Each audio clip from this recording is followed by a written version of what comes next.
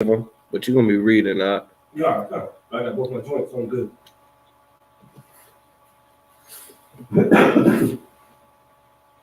Live. Come. To go. Test. Mic check. Shalom, Israel. We are the Israelite School of Universal Practical Knowledge under Commander General Yohana out of 1 West 125th Street in Harlem. We've been out this truth since 1969. We are not affiliated with any religious organizations or any other Israelite organizations. Tonight's topic entitled is Some Things Never Change. Some things we're going through today, people have been experiencing these things thousands of years ago. It's all here in this Bible. The solutions are also here in this Bible, in these scriptures, in these verses. And men haven't changed, women haven't changed. We live the ways we were living today, people have been living like that thousands of years ago. And, for my first verse, I get Psalms 14, chapter 14, verse 1. Somebody get that for me, please. Come on.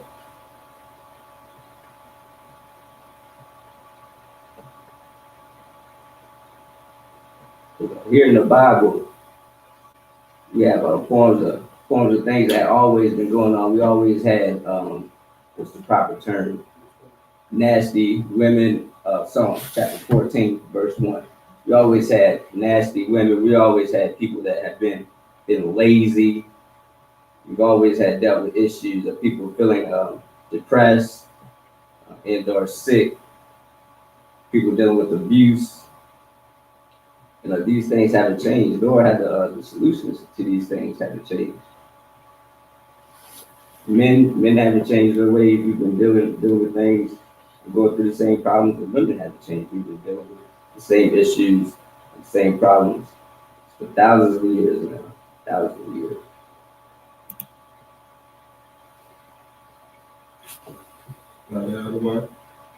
Come. Let me get that, please. Psalms chapter 14, verse 1. To the chief musician, a psalm of David. The fool have said in his heart, there is no God.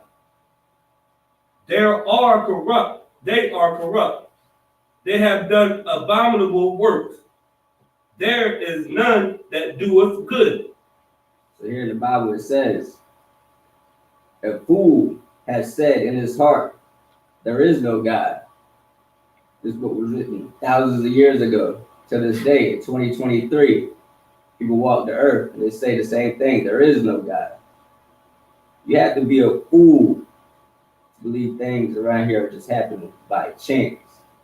That they're happening for no reason. But you're just depressed and your life is in the dump, so to speak, for no reason to think that these things are happening by chance. There's a reason these things are happening.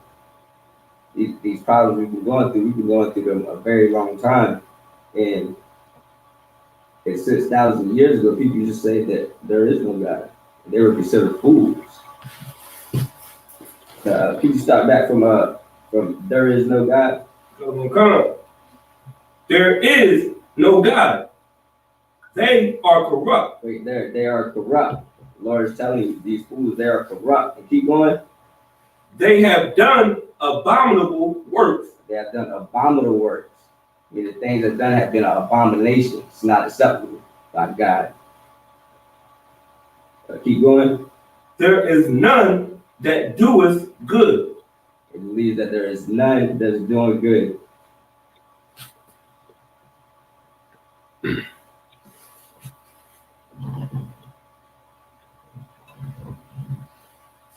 Verse 2, sir.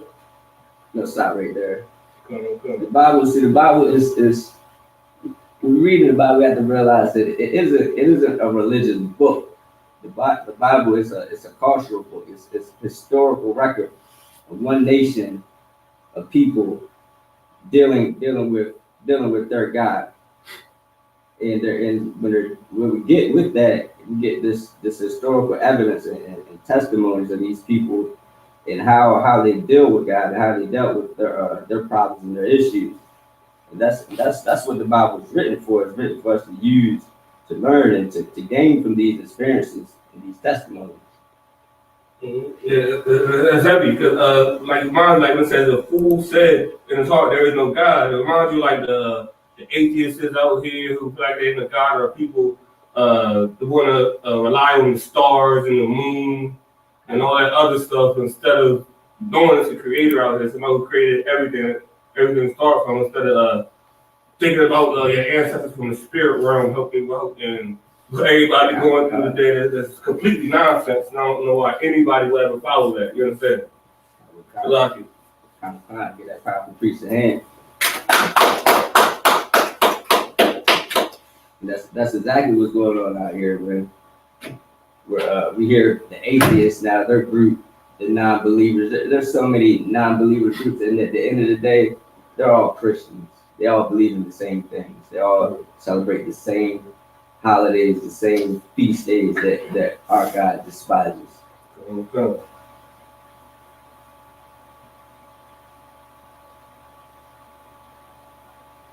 Yeah, and the Bible is written for us to learn from these experiences, these testimonies from these individuals, so that we don't have to go through the same things and think that we're alone, so to speak. Can I get Romans 15:4?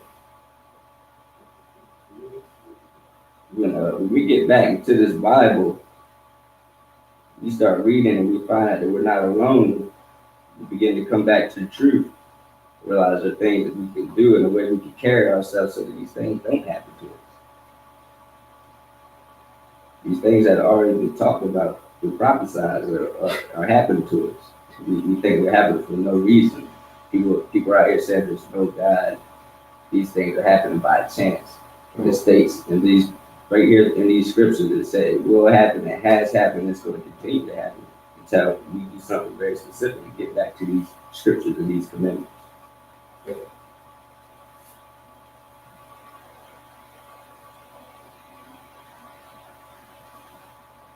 What about that, sir? Romans chapter 15, verse 4. Go ahead. For whatsoever things were written aforetime. All right, stop right there. Aforetime. You know, anybody know what aforetime means? Aforetime.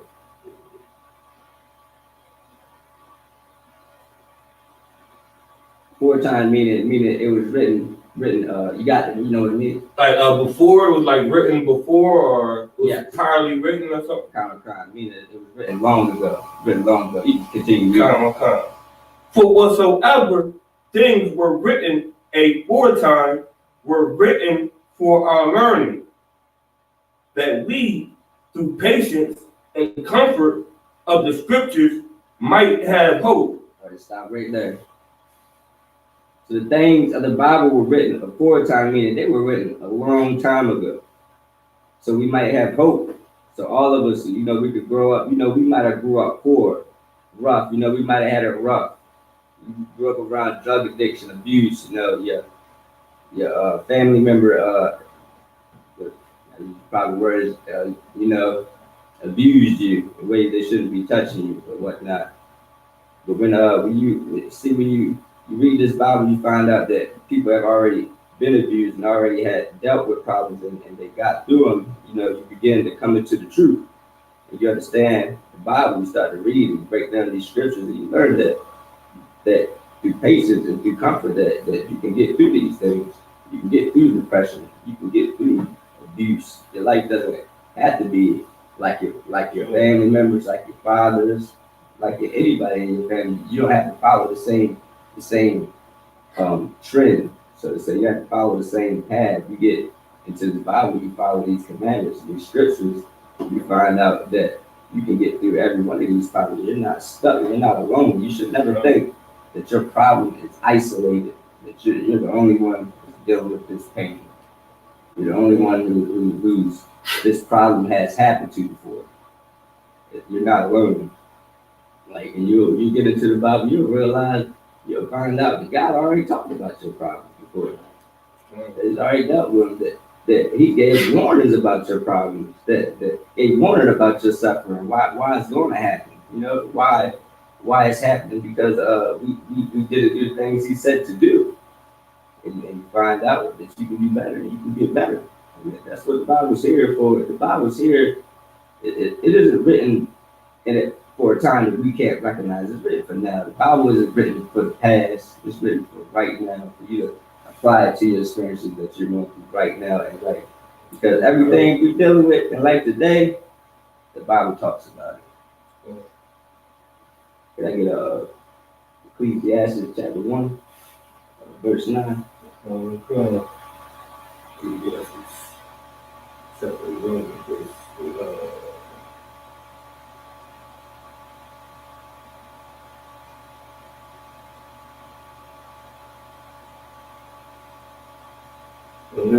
I make sure that was heavy, because the things were written aforetime for our learning. Like, if we get back to the Bible, we'll realize that the Most High tells us don't eat shrimp, crab, and lobster and pork. You understand me? That will help a lot of us not have to suffer through like diabetes, blood pressure, you know, I mean, high blood pressure, like high cholesterol. Like the Bible tells us to love our brother. If we knew this was for our learning, we wouldn't be killing each other in the streets every day. You understand? Because the Bible's telling us how to conduct ourselves. There wouldn't be as many women having abortions, you understand me, and becoming single mothers, because the Bible tells us for our learning to not leave that woman, to not have an abortion, you understand me? It's a lot of knowledge in this Bible that's for our learning. If we got to get back to it, you understand me, and get to doing what the Most High asks us to do, we won't suffer so much of the curses as we suffer, you understand me? Life would be a little bit more smoother, you understand me? It wouldn't be without hope, you understand me? Like Barack Obama tried to give us hope, talk hope, that he did nothing for us. When the Bible tells us don't vote for our leader. The Most High will put a leader over us, you understand? So that's what you're bringing out, sir. Let me know when you're ready. I got the Ecclesiastes 1 and 9. Like you said, it says if we don't like what women are doing, then we live a certain way, and the women won't keep doing it. You know, don't act like you like them on the Instagram lives or OnlyFans so much, and they'll get off that Instagram live and OnlyFans so much. You gotta get back into these scriptures and start living how we're supposed to be. Let me get that verse, please. Ecclesiastes chapter 1, verse 9. The thing that hath been is that which shall be, and that which is done is that which shall be done, and there is no new thing under the sun. There you have it. Your struggle, it isn't the first. There's no new thing that's happened since this earth has been created. It's not a thing that the Lord hasn't seen. It's not a thing that hasn't been recorded on record. There's no new problems. The solution is the same. The experiences we have right now, 2023, we face them. We might feel like these problems we can't get over. There's no way we can get through them. When in reality, these things that people encounter, we already had to overcome them. We had to overcome them through faith and through trust. So don't think your problems are isolated. Don't think that the depression you're around, or the poverty, or the women, or your significant other being disloyal or abandoning you. It's been on the earth. People have been going through these problems. The things you're going to struggle with, there are things that people that always struggle with on earth, and the solutions and the answers to these problems is right here in these scriptures. The Bible is the place we go for the answers. Without the Bible, without these answers, we're lost. Just a lost sheep trying to figure out things on our own, following every trend you can follow. There's no parent. You're not listening to your parent, which is God, who's already gave you the laws and the commandments and the way to live. And if you don't follow these scriptures and commandments, you'll follow anything. You'll let your son changes his I don't know how to do that. What word we using? Identity. His identity. You'll let him change their gender.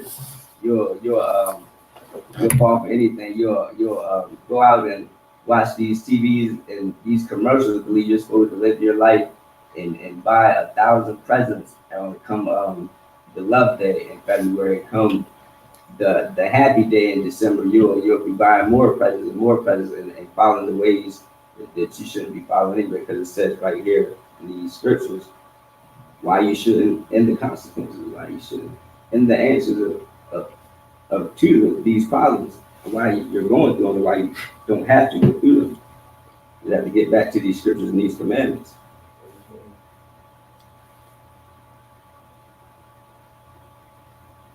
And without this, you just start your lost, figure it out on your own. I get up 1 Corinthians chapter 10, verse 13.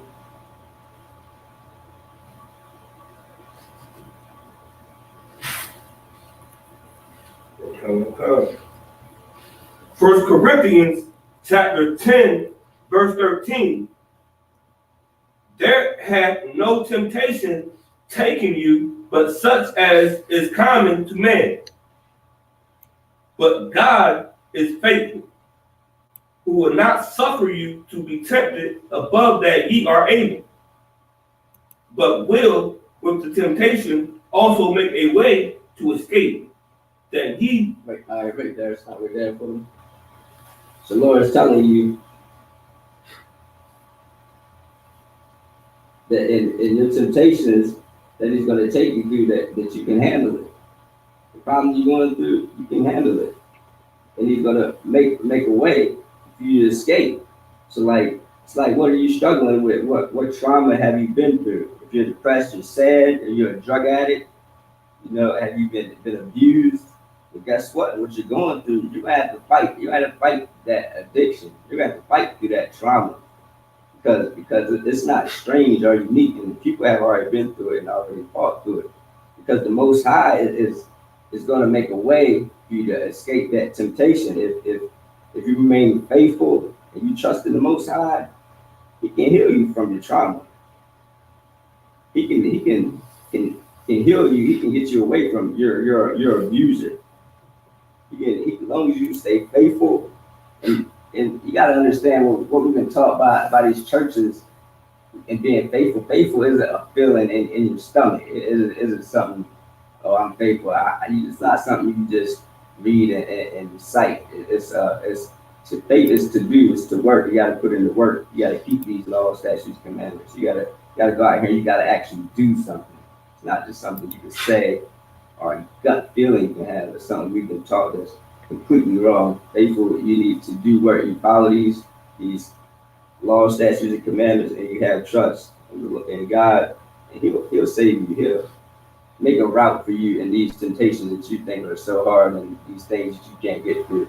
You're going to have a way, and the Lord is going to be with you as long as you keep these laws, statutes, and commandments. And if there's something you're going through and you don't have the answer, you got to get counsel. That's right. You got to get counsel, because if you got a big event coming up, you gotta go to court. You're about to try to get custody of one of your children. Get counsel before you go. Don't fight these fights alone. You don't have to. Salaki, if I may, like what you're saying is heavy, man, about that, getting counsel. Today, as a people, we fail to seek wise counsel. You understand? Like, hell, sisters is quick to run and get counsel from their friends, their girlfriends, right? Brothers is quick to run and get counsel from the dope man, right?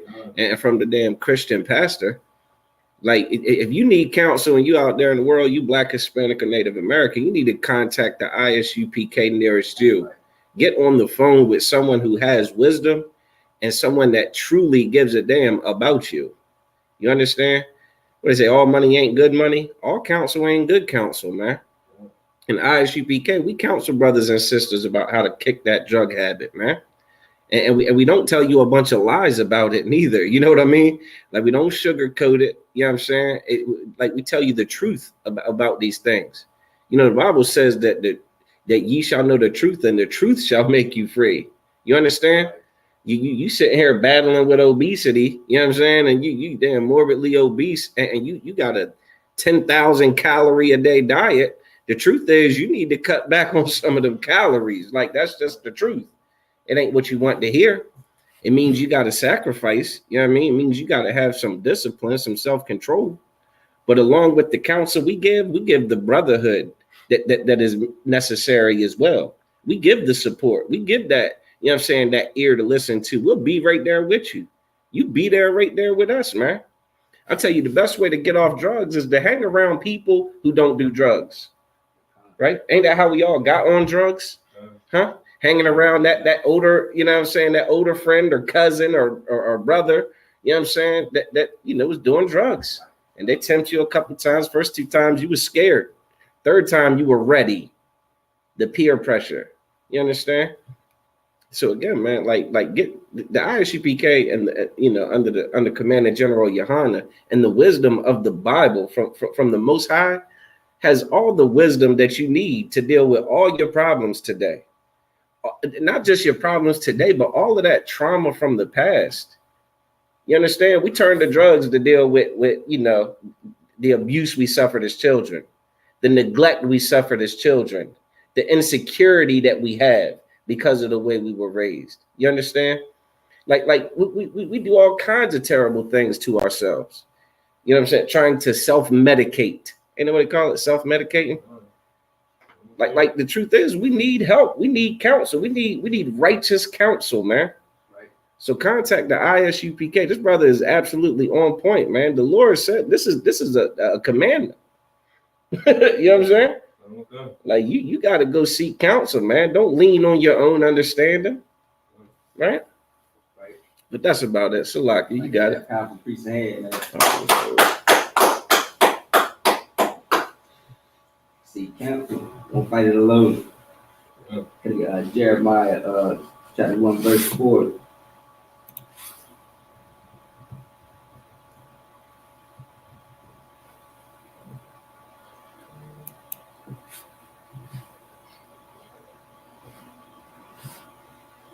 Jeremiah chapter 1 and verse 4.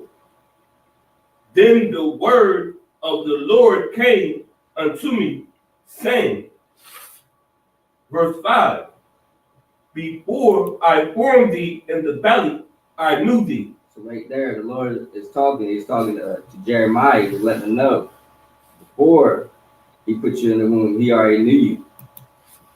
Before you were even thought of, before you were made, before the process of making a baby occurred, he knew you. Keep going. If I may, real quick, sir, that's a big cut to all the my body, my choice sisters who feel like that womb is not yet a human being, or that baby doesn't deserve to be. Right. That's right. Wow. Verse 5.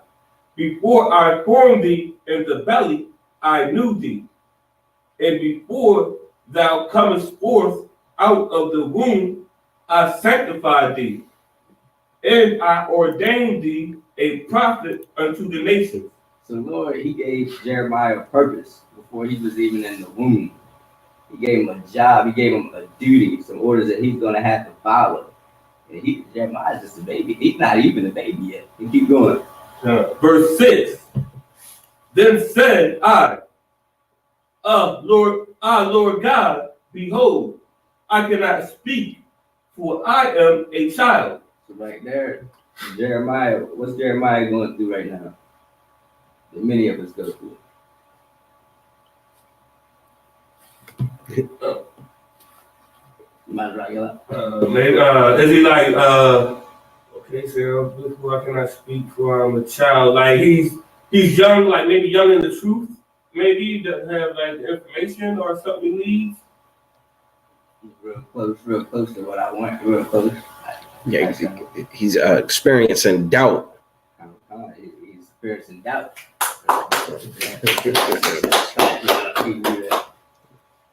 So yeah, Jeremiah, he's experiencing doubt, and we're going to see what the Lord is going to tell Jeremiah. You keep going. Verse 7. But the Lord said unto me, say not, I am a child. For thou shalt go to all that I shall send thee, and whatsoever I command thee, thou shalt speak. Verse 8, be not afraid of their faces. All right, so the Lord, he's telling Jeremiah, look, don't be scared. The Lord, you have faith, he's gonna give you the words. He's gonna put that in you. You have a little zeal, the Lord, you have faith and trust in the Lord. You think you can't do something, he's telling us the Father, no, you go up there, everything is gonna be fine. Keep going. For I am with thee to deliver thee, saith the Lord. The Lord is telling Jeremiah he's gonna be with them. The Lord will be with you if you keep your faith and your trust in the Lord. Verse 9, my right. Verse 9, then the Lord put forth his hand and touched my mouth. And the Lord said unto me, behold, I have put my words in thy mouth. There the Lord has he's given what he's doing, he's giving Jeremiah the confidence. He's giving his son confidence like any good father would do. Yeah, son, you want your son to let's say play some sport, you know, with that, you know, they big. Son, you can do it. You let them know, give them that courage, let them know you go out there and you can conquer that. Yeah, you strong too. They're strong, you strong too. It's gonna give you what you need to fight that fight when you go. As long as you keep your faith, you listen to your father, everything's gonna be all right. That's what he's trying to let Jeremiah understand. Because he's got something going on for Jeremiah that Jeremiah can't even understand right now. Jeremiah needs guidance, and his counsel came from the Lord. And keep going up, my right, yeah. Verse 10, see, I have this day set thee over the nations and over the kingdoms, to root out and to pull down and to destroy and to throw down, to build and to plant. The Most High, he has big plans for Jeremiah. The Most High is not putting any of us here for no reason. We're not here by chance. It isn't just by random. Everyone has been put here to do something for the Lord, to serve the Lord. And when we fulfill these things, we're doing what the Lord wants us to do. Like Eli said earlier, with the abortions and what he was saying, you know, the kid, they're not killing an actual human being. You're definitely killing somebody who's coming here to do something. You're definitely ending someone's life that already had a task before they were even set forth to and breathe air on this earth. And get Deuteronomy chapter 31:6. So this verse, this story with Jeremiah here, it's all about him not being afraid. The Lord giving the courage so he wouldn't be scared. And that this happens throughout the Bible. People just are scared. People have been scared of the world, of this earth for thousands of years, and the things that happen on it, and wondering what they should do for solution. And the whole time the solution has been sitting somewhere on their countertop with dust on it, where you got to pick that book up. You got to open up and read those scriptures, and the solutions are here. They've been here for a long time. It's not the first time we've been afraid of diseases here in, what was it, 2018 or 17, whenever the pandemic came around. It wasn't the first time. Just as in right now with these all the new laws going around in 2023, you worried about who's going to be in the alphabet communities around you and your bathroom. These problems have always been around thousands of years ago. We use the word whoredom. Whoredom has been around for years. These things haven't just started, they're not by chance. And the Lord said you don't need to be afraid of anything. You have faith and you have trust in God. You had that verse for me. Deuteronomy chapter 31 and verse 6. Be strong and of good courage. Fear not, nor be afraid of them. The Lord is letting you know, fear not and don't be afraid. Be strong, have courage. Straight, that verse is pretty straight up and down for you. Yes, sir. So Salaki, and that is a one West concept. You understand? No cowards. You understand? That's right. It is a lot of our uh, downfalls and pitfalls in this society stem from a lack of courage. You understand? Like it's hard to go up against this beast, right? It is a scary thing, man. It is a scary thing to not uh, worship your slave master. You understand? To not conform to the ways of the oppressor, right? Like Stockholm syndrome is a survival mechanism. It's a thing that an individual will do out of fear for their own life and safety, whether they understand it that way or not. It's a lot easier to just try to get along with your oppressor than it is to stand up against them. You understand? Like, and that's why a lot of the stuff that we're against in the ISUPK, like voting, right? That and that voting nonsense, like voting is a result of a lack of courage.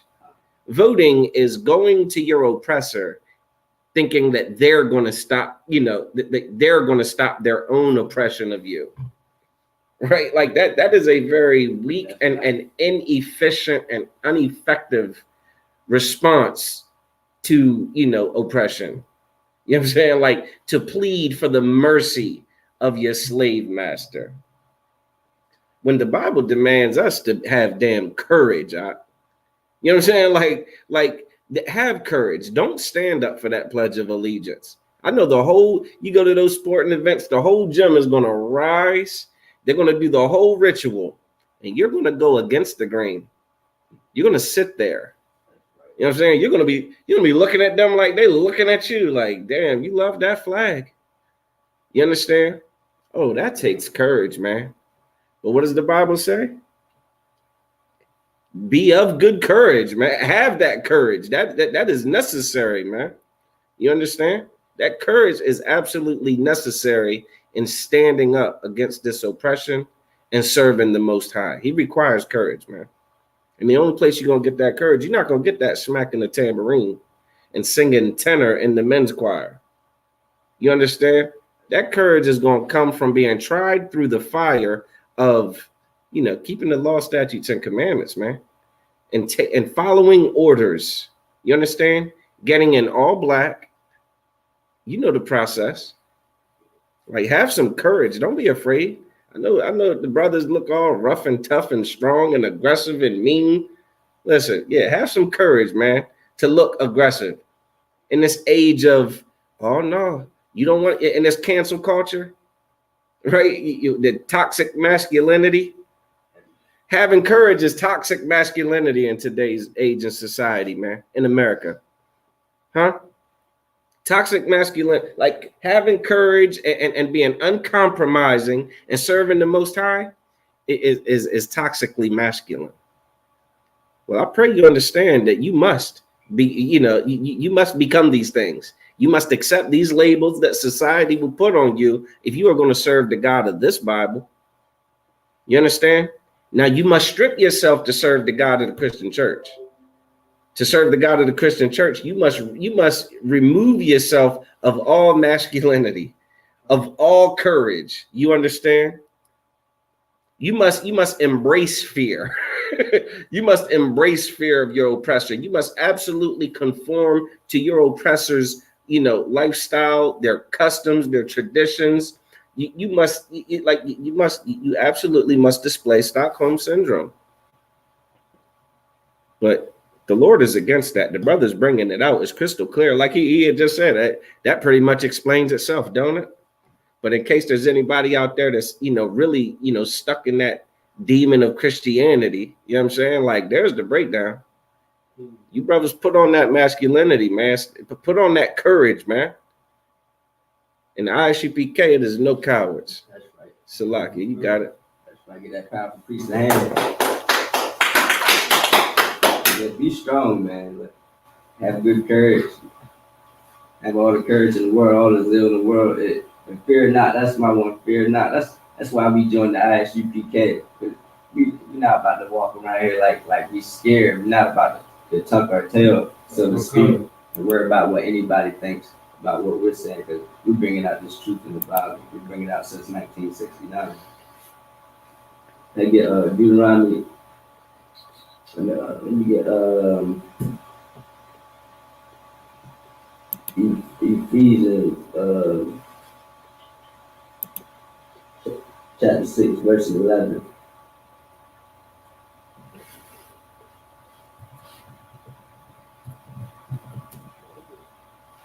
Come. Ephesians chapter 6, verse 11.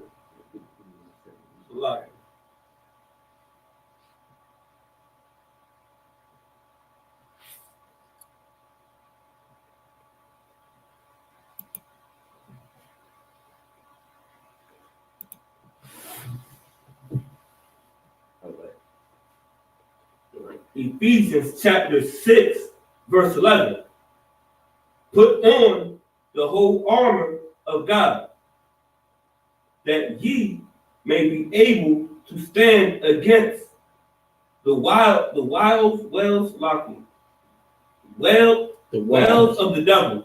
The wiles The are. wiles of the devil. Wiles means. Right. Let's look that up right quick.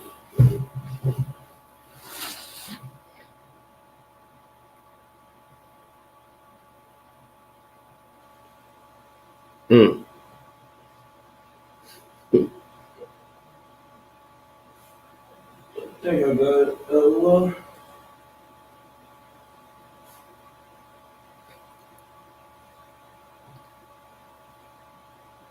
I got it up. Come. Wiles from the Oxford Dictionary. Devious or cunning stratagems employed in manipulating or persuading someone to do what one wants. The Lord tell you now, put on your armor. Don't fall for nothing. Stand against the wiles of the devil. Don't fall for any of these wiles of the devil. You read that again, for that definition for me again. I got it. Devious or cunning strategies employed in manipulating and persuading someone to do what one wants. I mean, don't be beguiled into be finessed into doing something that somebody else wants you to do, to go against the Lord. Put on your armor, have some zeal, pump your chest out. Like you need to be protected. When you put on your armor, this armor are these verses, these scriptures, these commandments. Put that on and live by that. Have some faith, have some trust in the Lord that you're going to get through this next few minutes. That's going to be a little bit of pain. You got to go through that pain. So, like, if I may, and again, this is warning us against, in the ISUPK, you're going to learn that your oppressor is the devil that the Bible speaks of, and we understand that the oppressor is the most subtle beast of the field, man. And this is communicating to the children of Israel that the oppressor is very cunning and crafty in his attempt to make you do what he wants you to do. And what he wants you to do is have Stockholm syndrome. He wants you to be just like him. You understand? So that's why in the ISUPK, we push with such zeal and such emphasis and such masculinity that we are not to, take on the ways of the heathen, man. You understand? That we are to reject his lifestyle. We are to reject his deities, his gods that he worships. We are to reject their, disgusting lifestyle, man. We are to reject it, man. Because you know what it is? It's all a trap for us. It's all a snare. It's all intended and designed to destroy us. You understand? You think that LGBTQ movement that's being, pushed on our children is just a damn coincidence? You better understand that it is warfare. It is warfare against our children, man. The book of Deuteronomy says that when they go to war with us, they will have no regard for the old or the young. Think about abortion, man. How much younger can the warfare get? They're trying to kill the kids in their womb, man. They make it out the womb. Okay, let's make you absolutely confused about your gender roles, your identity. It's warfare, and it's all so subtle and cunning, and it's very, they put it in the damn Disney movies. You wondering why, you know what I'm saying, your kid watching TV and damn Pinocchio is talking like a damn contestant on RuPaul's Drag Race.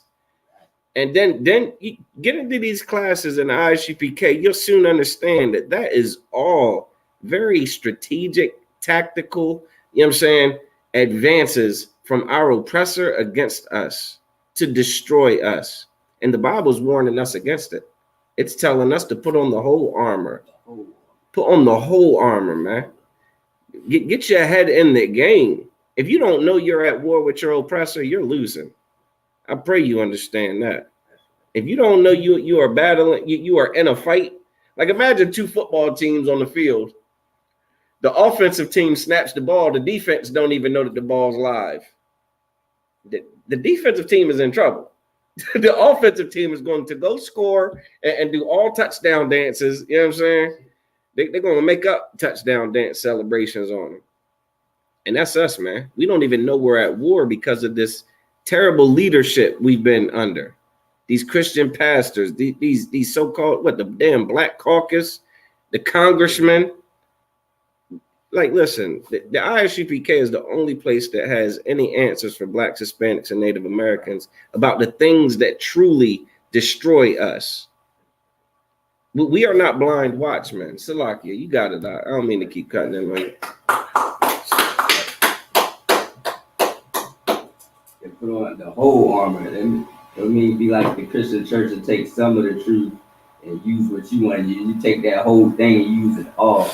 Break it down flat till it's all done with. Gotta get verse 11 miles right now.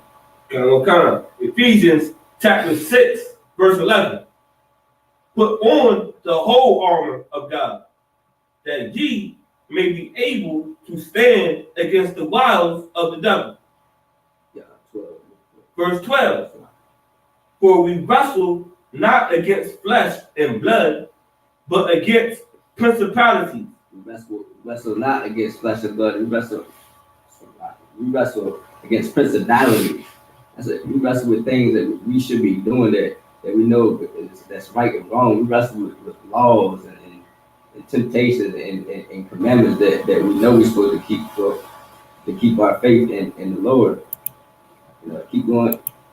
Against powers, against the rulers of the darkness of this world, against spiritual wickedness in high places.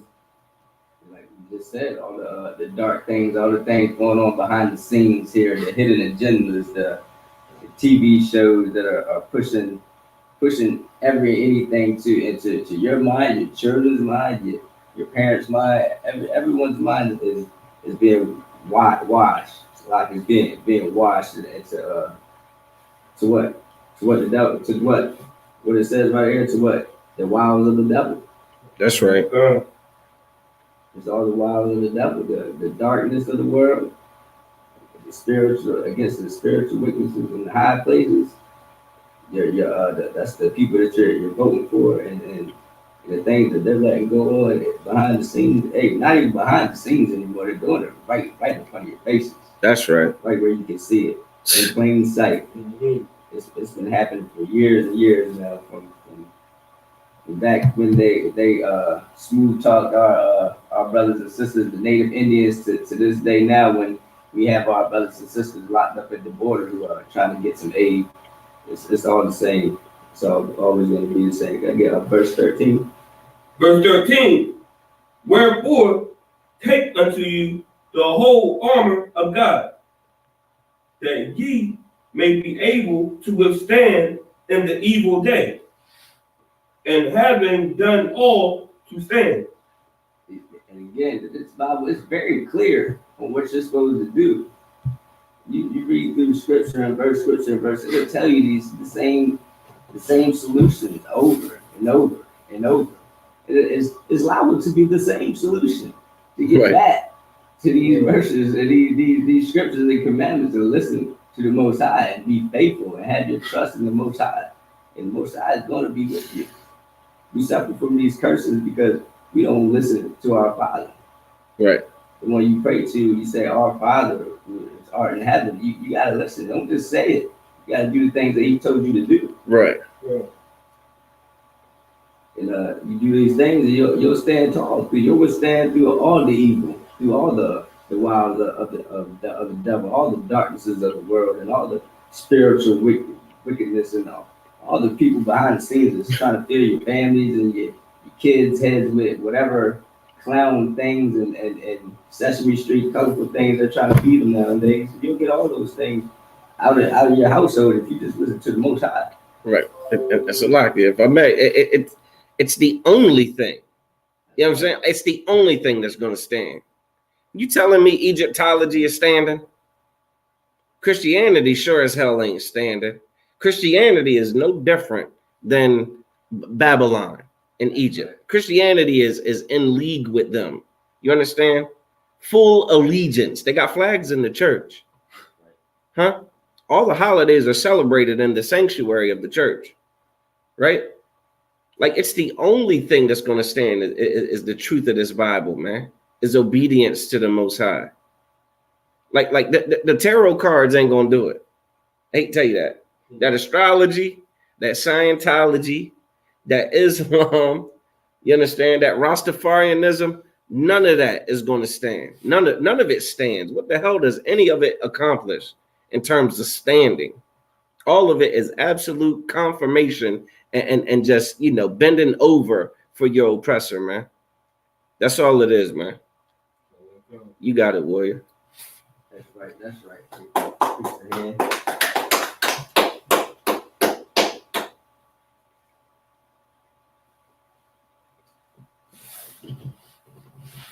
So these problems we've been going through, these things we see in the world, the evil, the depression, the abuse we've been through, the agendas that have been pressed on us, and the oppression we have been through.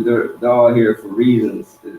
This never happened by chance, and all the solutions they're right here in the Bible. We have to have faith and trust in the Lord to get through these things. And James 2:17, believe like faith without work is dead. Right. It might be paraphrased, it might be right on. I'm not sure, but that's what the Bible is all about. You got to put in this work. You gotta have faith, and it's not a feeling in your chest. This means you gotta get on this phone and get to the nearest Israelite universal practical knowledge school in your neighborhood and get back into this Bible, into these verses. And with that, we'll pass the class over to priest Madrak Ylah. Shalom, Israel.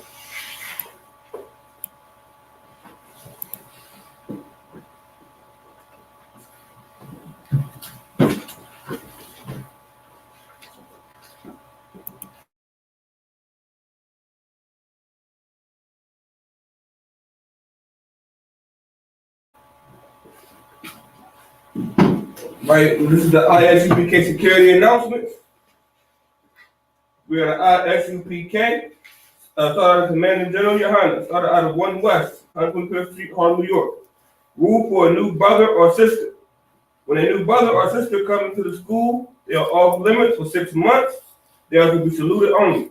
They are here to shed themselves of the world. If they need transportation, the teacher will arrange it. After 6 months, if a brother or sister has an interest in a particular person, he or she must get permission from the head to speak to a brother or sister.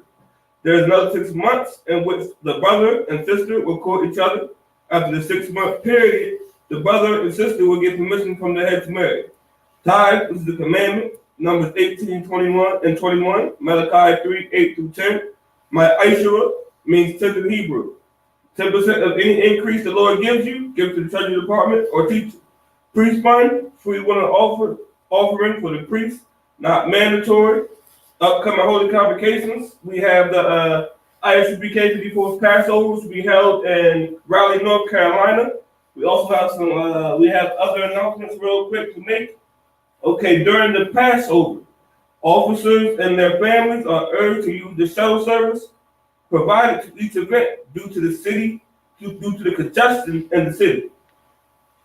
Also, if you plan on attending the Black Wall Street and Stagville Plantation Tour, please go onto the website ISUPK144.com and reserve their seat. You can have the teacher say it before and as classes. That's right. That's it. You got a number? To have a number, right? A number? Right. All right. And with that, we're going to get a courtesy to the teacher. Men of Israel, Amayim Shabbat, Amayim, Barak, Yahweh Shemar Sabakatam. Matan, hands down. Sir, we're going to turn to the sisters. Sisters, Amayim. We're going to give one courtesy to the sisters. Men of Israel, Amayim Shabbat, Amayim, Barak, Yahweh Shemar Sabakatam. Matan, Pastor Smith.